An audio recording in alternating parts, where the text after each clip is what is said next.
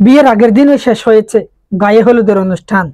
বাড়িতেও এসেছেন আত্মীয় স্বজনরা।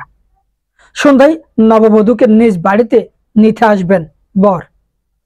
বরকে বরণ করতে বাড়ি সাজিয়ে বিয়ের বাদ্যের সঙ্গে আনন্দে মেতেছিলেন স্বজনরা।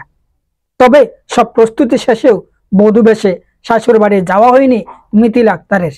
বিয়ের দিনই হঠাৎ অসুস্থ হলে হাসপাতালে নেয়ার পথেই মারা যায় মিথিলা। বিয়ের দিনে মেয়েকে হারিয়ে বাকরুদ্ধ স্বজনরা। প্রিয় দর্শক, ঘটনাটি ঘটেছে নড়াইলের কালিয়ার কালাবাড়িয়া গ্রামে। মৃত মিথিলা আক্তার ওই এলাকার আলামিন শেখের মেয়ে।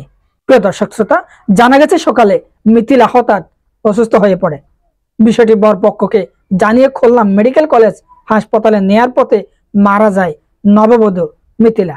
পরে রাতে হবু বর সহ পরিবারের লোকজনের উপস্থিতিতে জানাজা শেষে মিথিলার দাফন সম্পন্ন হয়। প্রিয় দর্শক, অবাক করার মতো ঘটনা। এমন ঘটনা যেন কারো না হয়।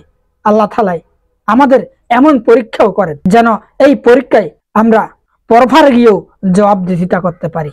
আমাদের সেই প্রচেষ্টা অবশ্যই থাকতে হবে। প্রিয় দর্শক শ্রোতা, বরের বাবা আমির শেখ বলেছেন, যেখানে পুত্র বধূ করে বাড়ি নিয়ে যাওয়ার কথা ছিল সেখানে জানাজা পড়তে আসা কতটা কষ্টের তা বোঝানো যাবে না। কিভাবে বোঝাবে?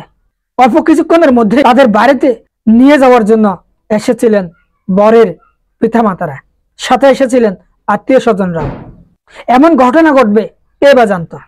কারো জানা ছিল না এই ঘটনাটি মুহূর্তেই ঘটে যাবে। উল্টে গেল তাদের পুরোপুরি দৃশ্যপাট। তবে ভবিষ্যৎ কি হবে? আয়োজন যেমন ভেস্তে গেছে, তেমনি একটি পরিবারেও বিয়ের বাদ্যবাজনা ধ্বংস হয়ে গেছে। কত আনন্দ, কত হাসি খুশিতেই তারা মেতেছিল এই বিয়ের অনুষ্ঠান, যোগান দিয়েছিল সবকিছুই, কিন্তু নিয়ে গেল পরপারে।